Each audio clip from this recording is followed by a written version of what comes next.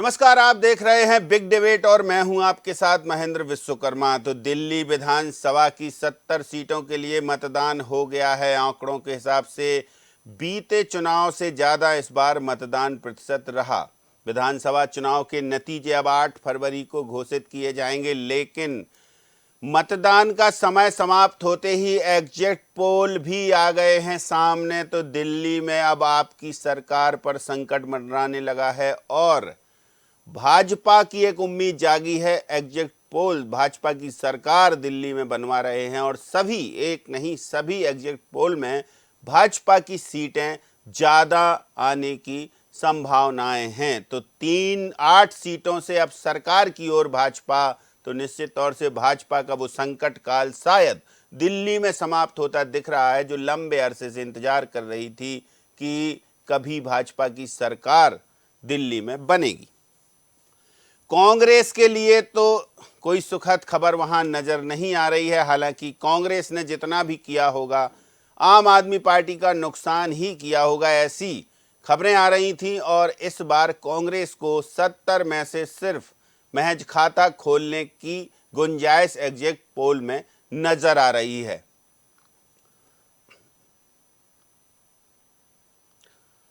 इस चुनाव में कुल 699 उम्मीदवार मैदान में हैं, जिनमें 96 महिलाएं शामिल हैं। आम आदमी पार्टी और कांग्रेस ने सभी 70 सीटों पर एक दूसरे के खिलाफ चुनाव लड़ लिया है। ईवीएम में कैद हो गई है किस्मत। जनता का फैसला अब ईवीएम के अंदर। अब देखेंगे कि 8 फरवरी को कौन सिकंदर।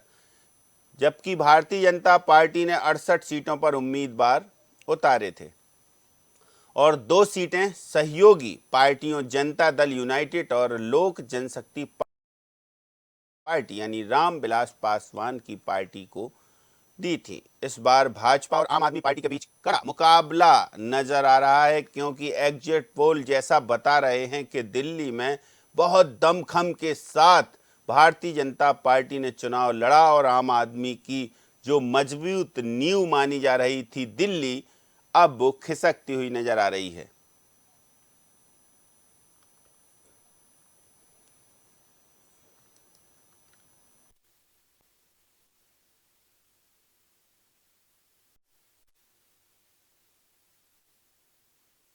करीब 32 साल के वनवास के बाद सरकार बनाने की स्थिति में नजर आ रही है। तो आम आदमी पार्टी और केजरीवाल के जितने भी सहयोगी हैं, वो एग्जिट पोल से तो मायूस होंगे।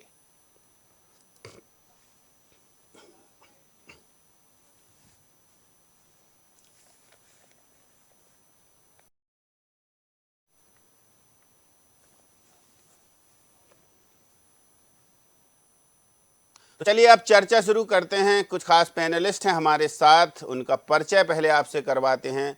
हमारे साथ आम आदमी पार्टी से अतुल शर्मा जी स्टूडियो में ही मौजूद हैं। बीजेपी के प्रवक्ता बाणी अहलूवालिया जी हमारे साथ जुड़ी हुई हैं और विनोद शर्मा जी थोड़ी देर में हमारे साथ वीडियो कॉल पर होंगे, लेकिन अभी फिलहाल जुड़े हुए हैं। तो आप तीनों का बहुत स्वागत है। तो बाणी अहलूवालिया जी, एग्जिट पोल आ चुके हैं, मतदान हो चुका है, ईवीएम में बंद है किस्मत अब उम्मीदवारों की। भारतीय जनता पार्टी के लिए उम्मीद जताई जा रही है कि 32 साल का जो वनवास है दिल्ली में अब दूर होता नजर आ रहा है। सबसे पहले आपके दर्शकों को नमस्कार करूंगी और मेरे साथ जो आप साथीगण जुड़े हैं इस डिबेट में, आप सबको भी प्रणाम करती हूँ। देखिए, ईमानदार घोड़े पर सवार एक ही हो सकते हैं जो केजरीवाल जी थे। उन्होंने अपने कार्यकाल में जो भी काम किए और उसके नतीजे वो आपके हमारे जनता के सामने समक्ष है और जनता बहुत समझदार है। जनता अब राहत की सांस लेना चाहेगी, क्योंकि जिस आंदोलन के माध्यम से अरविंद केजरीवाल अपनी जन विरोधी नीतियों को लागू करने के लिए इस धरा पर राजनीति पर उतरे, उसका पर्दाफाश हो चुका है। भ्रष्टाचार की चरम सीमा पार की उन्होंने। बिजली सब्सिडी में उन्होंने क्या अनियमितताएं की हम जानते हैं। स्वास्थ्य और शिक्षा की जो नीति और जो सेवाएं उन्होंने जो मॉडल बताया वो टोटली फर्जी है। वाटर मैनेजमेंट उनका उसमें विसंगतियां हैं। शराब घोटाला सामने है, दिल्ली का कोई डेवलपमेंट नहीं हुआ। हम देख चुके हैं कि बारिश में दिल्ली का क्या हश्र था और उसमें इतने बड़े बड़े जो हादसे हुए, जो दर्दनाक हादसे थे, जिसको मैं बयां भी नहीं कर सकती। इन लोगों ने शर्म की हर वो सीमा पार की जिससे कि हम इनसे दूरी बनाने में, मुझे लगता है, जरा भी वक्त जनता को नहीं लगेगा। और उसी का परिणाम आज जो बैलेट बॉक्स में, जो बैलेट मशीन्स में दर्ज हो गया है, जो जनता ने अपना जो एक वर्डिक्ट दिया है, जनता ने जो अपनी प्रताड़ना के लिए इन लोगों को दोषी करार दिया है, और उसका नतीजा 8 तारीख को आपके और हमारे सामने होगा। एक प्रचंड बहुमत से भारतीय जनता पार्टी की सरकार बनेगी, सुशासन की नीतियां लागू होंगी और जनता को वो सारे लाभकारी योजनाओं का फायदा मिलेगा जिसके वो हकदार हैं। चलिए, विनोद जी भी हमारे साथ जुड़ गए हैं। कांग्रेस का एक कमेंट लेते हैं, फिर चलते हैं जिसकी सरकार थी उसके पास। तो विनोद जी, कांग्रेस का तो उधर खाता ही खुलता नजर आ रहा है और बाकी के 70 सीटों पर आपने उम्मीदवार उतार दिए थे। एग्जिट पोल आने लगे हैं और मतदान मतपेटियों में बंद, यानी जो किस्मत का फैसला है अब वो 8 फरवरी को।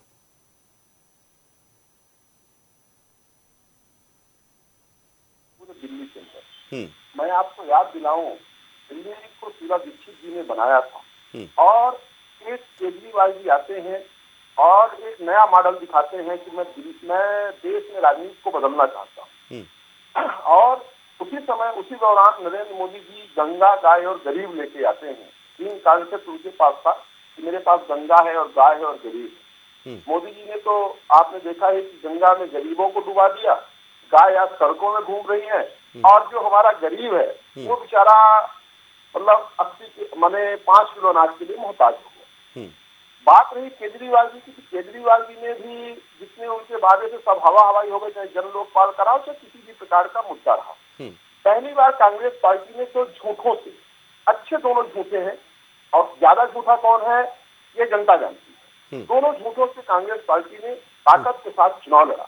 दिल्ली के अंदर हम कह सकते हैं कि 2 मुख्यमंत्री, एक केजरीवाल जी है, बीच में जेल चले गए, अब आदित्य जी है, और एक अपरोक्ष रूप से अमित शाह जी मुख्यमंत्री है, क्योंकि दिल्ली की पुलिस प्रशासनिक व्यवस्था गृह मंत्री के पास रहती है और लोकल गार्जियन बैठा हुआ है।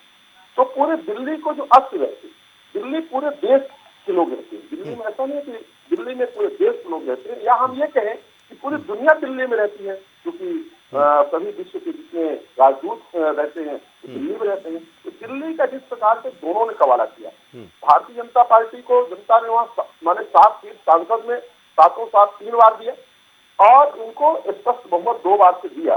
पहली बार इनके पास नहीं थी, क्योंकि कांग्रेस को लगा भी था कि शायद जन लोकपाल बनाए, कुछ अच्छी बात कर रहा है, चलो इसको समर्थन दे दो। पर आपको बताऊं, केजरीवाल जी मन के झूठे, दिल के झूठे, और घोटालों में तो आप देख ही रहे हैं, जेल गए। तो एक ही सीट बता रहे हैं एग्जिट पोल आपके लिए, और उसके बाद आपने, अब लगता है कि आपको डुबाने में, ऐसा कह रहे हैं वहां के लोग कि अब कांग्रेस का बहुत बड़ा योगदान है, और आपके तो सहयोगी गठबंधन दल के सदस्य हैं। वो रिजल्ट आने दीजिए, अभी तो मतपेटियों में किस्मत तक की बंद है। मैं ये कह रहा हूँ कि हमारी पार्टी ने लोकतंत्र बचाने के लिए, संविधान को बचाने के लिए, गरीब गुरुआ की लड़ाई लड़ने के लिए ईमानदारी के साथ कांग्रेस ने अच्छा परफॉर्मेंस किया है। बहुत अच्छा कांग्रेस को रिजल्ट आएगा। हम ये नहीं कह रहे कि सरकार कौन बनाएगा, हम ये जरूर कह रहे हैं कि कांग्रेस पार्टी वहां पे मजबूती के साथ दिल्ली में आ रही है, और आप उसको देखेंगे सरकार कौन बनाएगा मुझे नहीं पता। चलिए, अब अतुल शर्मा जी से पूछ लेते हैं। अतुल शर्मा जी, आपके लिए बुरी खबर है एक कि दिल्ली से जो एग्जिट पोल आ रहे हैं उसमें सरकार जाती हुई नजर आ रही है आम आदमी पार्टी की, तो क्या कहेंगे आप? देखिए महन जी, मैं दिल्ली में जितने भी हमारे कार्यकर्ता हैं सबसे बस ये कहना चाहता हूं कि 2 दिन आंख खुली रखिएगा। अब एग्जिट पोल की बात कर रहा हूं क्योंकि एग्जिट पोल पे ही आज की डिबेट है। 2013 में सिर्फ एक एग्जिट पोल के नतीजे आए जो थोड़ा सा करीब थे। 2015 में सभी एग्जिट पोल गलत हुए। जी, जो अभी एग्जिट पोल आए उन्हीं सब exit poll, ABP, news nation, India news, ये सब की बात हो रही। 2020 में 12 में से सिर्फ एक एग्जिट पोल सही हुआ जो आम आदमी पार्टी को जिताने की बात कही गई थी। तो एग्जिट पोल की हम बात क्या करें, संभावनाओं की बात क्या करें। दिल्ली में कभी भी जातीय या सांप्रदायिक वोटिंग नहीं हुई है। दिल्ली एक पढ़ी लिखी जगह है और वो दिल्ली के लोगों के काम की राजनीति जो करेगा वो उसको चुनते हैं। तो अन्य राज्यों के एग्जिट पोल के हिसाब से दिल्ली का एग्जिट पोल देखना बिल्कुल ही सरासर गलत है। और जैसा कि मैं आपको बता चुका हूं 2013, 15 और 20 लगभग एक भी एग्जिट पोल जो है तो सही आंकड़े नहीं दे पाए। तो जनता साफ देख रही है। हां, अब मैसेज क्या जाएगा 8 तारीख को मैं आपको बता दूं। जिस तरीके से बीजेपी ने दिल्ली में चुनाव लड़ा है, शासन प्रशासन के आड़ में, दिल्ली पुलिस के आड़ में, कहना नहीं चाहिए लेकिन चुनाव आयोग भी दिल्ली कार्यालय के बार रूम से ऑपरेट हो रहा था। करीब 100 से 150 शिकायतें आज हमने दर्ज की, लेकिन कहीं भी चुनाव आयोग आके रेड मारने की भी जरूरत नहीं समझा। जंगपुरा विधानसभा की बात करें, मनीष सिसोदिया जी की विधानसभा है, वो बीजेपी समर्थक के घर के बाहर खड़े थे और बोल रहे थे वहां पे जो पुलिसकर्मी थे कि आप चुनाव आयोग को बुलाइए या तो आप लोग अंदर घुसिए, इस घर से पैसे बट रहे हैं, आप इस पे रेड करिए। लेकिन किसी ने हिम्मत नहीं दिखाई। पुलिस वालों ने पूरा बीजेपी को समर्थन दिया। चुनाव आयोग के कान में शिकायतों के नाम पर जूं तक नहीं रहेंगी। लेकिन 8 तारीख को दिल्ली की जनता जिस तरीके से काम की और ईमानदारी की राजनीति को वोट करते आई है, 8 तारीख का रिजल्ट आम आदमी के फेवर में जाएगा। ठीक। बाणी अहलूवालिया जी, कॉन्फिडेंस है आम आदमी के कार्यकर्ताओं को कि आम आदमी की ही सरकार बनेगी, चाहे जितना शासन का उपयोग किया जाए, प्रशासन का उपयोग किया जाए, पैसे बांटे, सब कुछ किए भारतीय जनता पार्टी ने, लेकिन फिर भी आम आदमी की डंके की चोट पे सरकार बनेगी, कह रहे हैं अतुल शर्मा। कह चुकी हूँ, ईमानदारी के घोड़े पर सवार होकर जब अरविंद केजरीवाल ने अपना राजनीतिक सफर शुरू किया था तब लोगों को भरोसा था कि ये कुछ अच्छा काम करेंगे, परंतु उन्होंने अपनी असली मंशा लोगों के सामने प्रस्तुत की है। चाहे वो शीश महल का भ्रष्टाचारी पूरा कांड हो, चाहे पानी की मैनेजमेंट हो, चाहे बिजली का, चाहे हेल्थ और शिक्षा का। तो ये जो आपके प्रवक्ता अभी बोल रहे हैं, निश्चित रूप से कॉन्फिडेंस है इनको और इनका कॉन्फिडेंस अब डगमगा रहा है, इसलिए इन्होंने प्रशासनिक संस्थाओं पर उंगली उठानी शुरू कर दी है। कांग्रेस के साथीगण है, ये अलायंस पार्टनर्स है, गड़बड़ बंधन का पार्टनर है ये। जो पार्टीज अनियमितताओं से घेरी हुई थी, भ्रष्टाचार से घेरी हुई थी, ये पूरा संगठन उन्हीं का है, अलायंस। और आपस में अलायंस ने भी एक दूसरे पर अब अपनी राजनीतिक महत्वाकांक्षाओं के कारण उंगली उठानी शुरू कर दी है। बहुत स्पष्ट और साफ है, ऐसी राजनीतिक मंशा से कि इनका राजनीतिक सफर, इनकी राजनीतिक सोच और इनकी विचारधारा किस दिशा में देश को लेके जाना चाहती है, और उससे दिल्ली की जनता, जैसे कि इन्होंने कहा कि वो बहुत पढ़ी लिखी है, समझदार है, निश्चित रूप से इसका आंकलन करते हुए वो देश को विकास का समर्थन देगी, भारतीय जनता पार्टी का समर्थन देगी। और निश्चित रूप से अब समय आ गया है कि केजरीवाल जी और उनकी ये नाटक की टोली ये अपनी जगह पर बैठेगी और इन्हें अपना खुद मुंह की खानी पड़ेगी। लेकिन अतुल जी कह रहे हैं कि बहुत धन बल का प्रयोग हुआ है, पैसे बांटे हैं और सब कुछ है। हार की आहट, मैंने कहा हार की आहट, तो ये सब गिनी चुनी, ये एक नॉर्मल रणनीति है, चाहे कांग्रेस की हो चाहे आम आदमी पार्टी की हो। अच्छा। अगर ये कहीं जीतते हैं तो वहां बैलेट का जो वोटिंग का प्रोसेस है, जो प्रशासनिक संस्थाएं हैं जो कंडक्ट करती हैं, वो सब सती सावित्री हो जाती हैं। और जहां पर ये हारते हैं तो वहां ये रोना शुरू कर देते हैं। तो क्या है, इनके जो दोहरा चरित्र, दोहरे चेहरे, दोहरी नीतियां, ये सब साफ और स्पष्ट है। और आपके चैनल पे इन्होंने अभी जो कुछ कहा है ये उसी का स्पष्टीकरण है। बताइए अतुल जी। वाणी जी, आपसे 1-to-1 करूंगा, मेरा सवाल रहेगा और आपका जवाब रहेगा। बहुत बड़े चैनल पे हम दोनों लोग बैठे हैं, सिर्फ सवाल और जवाब चलेगा। मेरा सवाल, आपका जवाब। भारत की सबसे भ्रष्ट पार्टी, सबसे ज्यादा गुंडे, क्रिमिनल कौन सी पार्टी में? सबसे ज्यादा क्रिमिनल और भ्रष्टाचारी लोग। नहीं, ये तो आप आपस में डिबेट कर लेना, अभी मुद्दे पे आए। नहीं, आप बोल रही हैं ना कि ईमानदारी के घोड़े पर बैठे हैं। हम बैठे ईमानदारी के घोड़े पे। अजीत पवार जी को आप कौन से घोड़े पे बैठाएंगी? जनता ने तो देख लिया है। अजीत पवार जी को कौन से घोड़े पे बैठाएंगी? देखिए 70,000 करोड़ का सिंचाई घोटाला मोदी जी भोपाल से बोल के गए थे, जल्दी 2 दिन बाद आप पार्टी ज्वाइन करा देते। सुनिए, इतनी बार इतने मत बोलिए, सुनिए मेरी बात। जितने लोगों के ऊपर भ्रष्टाचारी आरोप है उनके केसेस निरंतर चल रहे हैं। सीबीआईडी ने केस बंद कर दिया अजीत पवार जी के ऊपर। वाणी जी, आप इतने बड़े चैनल में बैठ के झूठ मत बोलिए। ईडी ने बहुत क्लीन चिट दे दी है, अजीत पवार जी को क्लीन चिट दे दी है। आम आदमी पार्टी और केजरीवाल जी और सिसोदिया जी और आतिशी जी ने ही तो सच का बेड़ा उठाया है। नहीं तो चवन्नी मिली इनके घरों से, आप तो इनके गांव तक घुस गए थे। एक चाराना मिला इनके बैंक खाते चले। में, इनके रिश्तेदारों के खाते में। विनोद जी काफी देर से, विनोद जी, वाणी जी, 30 गुना ज्यादा आप विनोद जी काफी देर से सुन रहे हैं। विनोद जी का एक कमेंट ले लेते हैं। विनोद जी, क्या कहेंगे आप? वो कह रहे हैं भ्रष्टाचार के जो है आकंठ डूबी है आम आदमी पार्टी और उनकी टोली, लेकिन आम आदमी पार्टी कह रही है कि भारतीय जनता पार्टी क्या सर्टिफिकेट देगी? भाई भ्रष्टाचारियों को तो ये भी संरक्षण देते हैं, आप क्या कहेंगे? सच्चाई तो यह है कि दोनों देखिए बच्चे दोनों आरएसएस की पाठशाला से निकले। आपने कल मदन लाल खुराना का एक वीडियो वायरल हुआ, मदन लाल खुराना जी के बेटे का, आशीष खुराना का एक वीडियो वायरल हुआ है कि भारतीय जनता पार्टी में टिकट कैसे मिलती है, कैसे क्या होता है। मैं अपने मुंह से नहीं बोलना चाहता, ये भाजपा है। भारतीय जनता पार्टी में जितने भी भ्रष्टाचारी हैं, पहले वो आरोप लगाएंगे, मोदी जी बोलेंगे कि एक तो छोड़ूंगा नहीं, मतलब सारे भ्रष्टाचारियों को अपने पास ले लूंगा। गंगा जैसे पवित्र गंगा में डुबकी लगाते हैं, और यहाँ तो केजरीवाल जी हो, मनीष सिसोदिया जी हो, सब जेल में रह के आए हैं। आपने देखा भारत देश का सबसे बड़ा लिक्विड शराब का घोटाले का कांड कौन सी पार्टी में किया। मैं सिर्फ ये कहना चाहता हूँ, आज ये दोनों कोई नहीं बोल पा रहे हैं। अमेरिका ने अपने कितने लोगों को बाहर फेंक दिया, किसी के मुंह से सिर्फ एक जवान निकली, आज पूरा दिन सिर्फ मोदी गंगा में कैसे नहाए हैं इसकी बात निकल रही है। मैं ये कह रहा हूँ बार बार कि गंगा महाकुंभ आस्था का प्रतीक है। वहाँ गरीब मर रहा, वीवीआईपी नहीं मर रहा। लोग बोल रहे हैं गरीबों को मोक्ष मिल रहा, अरे वो मोक्ष किस दिन वीवीआईपीओ को भी मिल जाए। वीवीआईपी वाणी जी कुछ बोल रही है, वाणी जी कुछ बोलना चाहती। वाणी जी, कांग्रेस को तो मुंह नहीं खोलना चाहिए।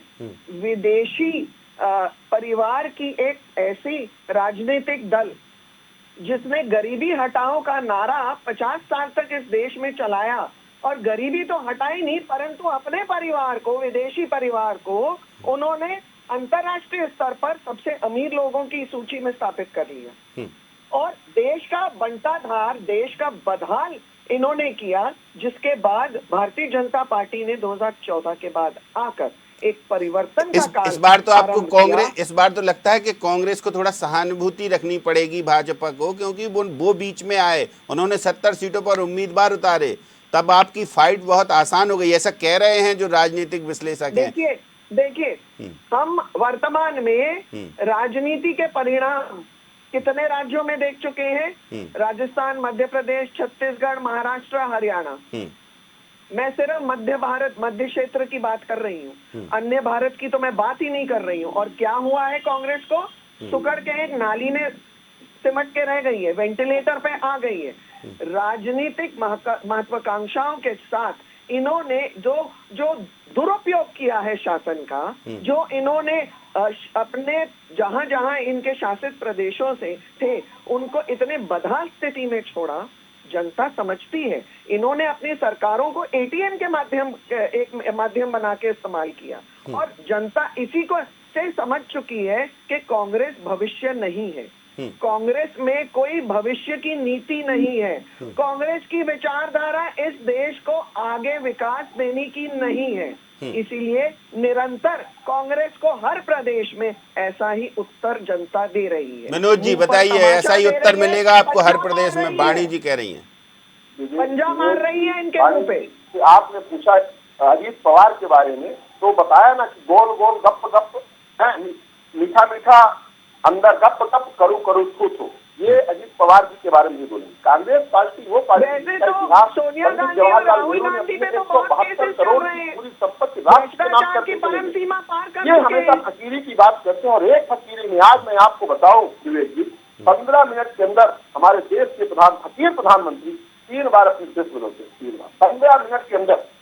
वो लाखों का सूट बूट पहनते हैं और बात काहे की करते हैं। गरीब और गंगा और गाय सिर्फ इनके मुंह में। अच्छा विनोद जी, एक बात बताइए कि मान लीजिए एफवट पर हम बात कर रहे हैं, एग्जिट पोल पर हम बात कर रहे हैं, अगर आम आदमी पार्टी की सरकार बनेगी तो आपके क्या सुर बदल जाएंगे, फिर आपके इंडिया गठबंधन के सदस्य हो जाएंगे ये? नहीं, देखिए मैं आपको एक शेर के माध्यम से बताऊं कि शेर भी फंस जाते हैं कुत्तों के जाल में जब अपने ही शामिल हो दुश्मनों की चाल में। हम आम आदमी पार्टी के लोगों को समझ चुके, हमारी पार्टी समझ चुकी। तो इंडिया गठबंधन टूट जाएगा अब?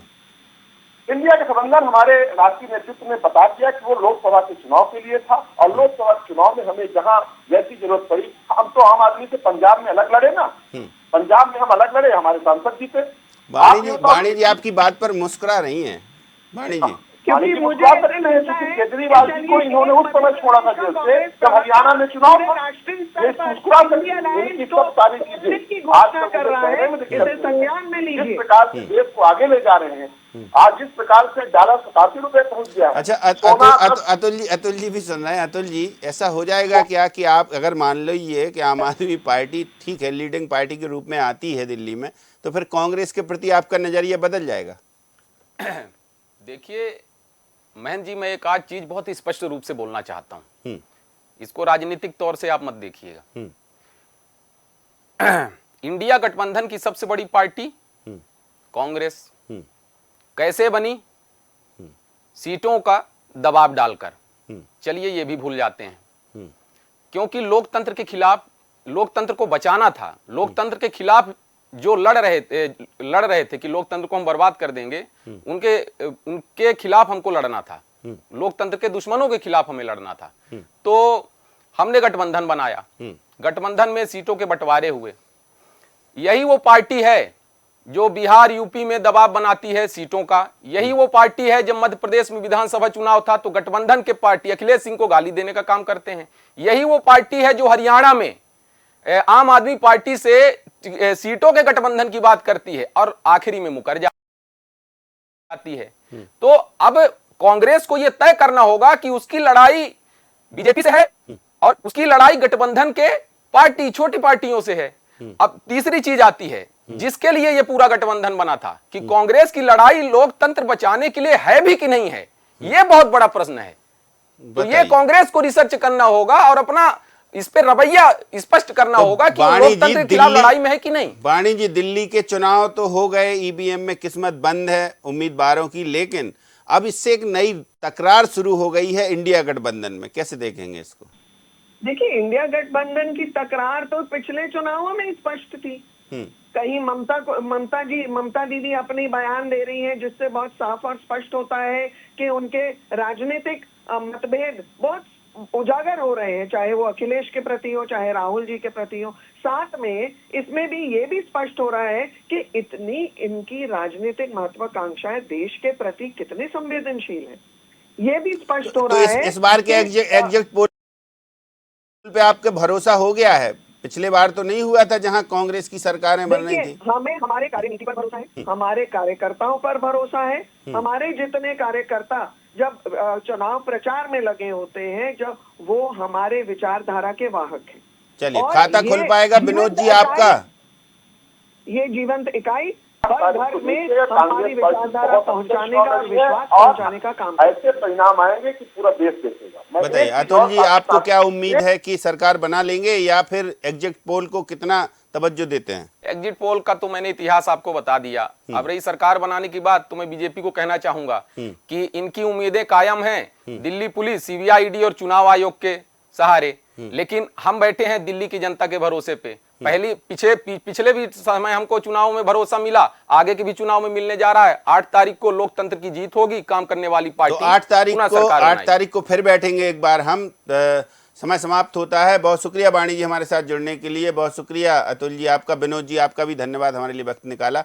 तो देखिए, सबसे अहम बात है कि दिल्ली किसकी, और दिल्ली में दावे हो रहे हैं अब। हालांकि कांग्रेस दावा नहीं कर रही है, एग्जिट पोल से ठंडी हो गई है, पहले से ही उसको पता है कि हम बहुत अच्छा परफॉर्म करेंगे। अब परफॉर्मेंस में कितनी सीटें आएंगी इसकी भी गिनती उनके पास आंकड़े नहीं है। एग्जिट पोल भले ही उनका खाता खुलने की उम्मीद जता रहा हो, लेकिन आम आदमी को भरोसा है कि सारे एग्जिट पोल फेल होंगे, फिर से केजरीवाल सरकार बनाएंगे। लेकिन भारतीय जनता पार्टी को ओवर कॉन्फिडेंस है कि दिल्ली का दिल इस बार भाजपा ने जीत लिया है और दिल्ली में अब भाजपा की सरकार होगी। तो देखेंगे नतीजे 8 फरवरी को और फिर एक बार सामने होंगे आपके। सब कुछ जनता ने तय कर दिया है, जब खुलेंगी ईवीएम तब खुलेगा जनता का मन। तो बिग डिबेट में इतना ही, मुझे दीजिए इजाजत, नमस्कार।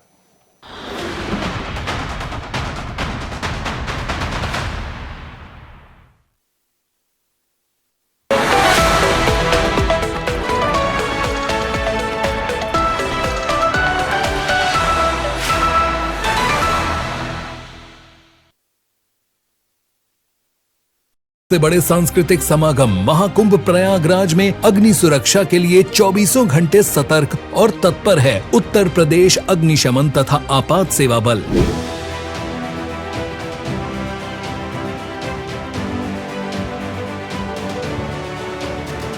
आप भी रहें जागरूक। कुकिंग गैस में अच्छी गुणवत्ता वाले एलपीजी पाइप और रेगुलेटर का प्रयोग करें। रसोई घर का निर्माण टीन शेड में करें। उपयोग के बाद रेगुलेटर नॉब से गैस सप्लाई बंद करें। एलपीजी गैस की गंध आने पर तुरंत रेगुलेटर व गैस स्टोव बंद करें। टेंट में एलपीजी गैस और ज्वलनशील पदार्थ का उपयोग न करें। शिविरों में मानक के अनुरूप बिजली के कार्य कराएं। उच्च रेटिंग वाले MCB ESCB का प्रयोग करें। सर्किट, बल्ब, ट्यूबलाइट के मध्य कम से कम 15 सेंटीमीटर की दूरी सुनिश्चित करें। अपना कर यह आसान उपाय महाकुंभ को बनाए सुरक्षा का पर्याय। स्वच्छ, सुरक्षित एवं सुव्यवस्थित महाकुंभ 2025 प्रयागराज। देश का दिल मध्य प्रदेश, बेहतर नीतियाँ, बेहतर परिवेश, इतिहास, संस्कृति और प्रकृति से समृद्ध, अनंत संभावनाओं से भरपूर। अतिथि देवो भव की परंपरा के साथ मुख्यमंत्री डॉक्टर मोहन यादव थामेंगे निवेशकों का हाथ। ग्लोबल इन्वेस्टर समिट 2025 24-25 फरवरी भोपाल। यशस्वी प्रधानमंत्री श्री नरेंद्र मोदी करेंगे गरिमामय शुरुआत। विकसित भारत, विकसित मध्य प्रदेश, अनंत संभावनाएं, अनंत निवेश।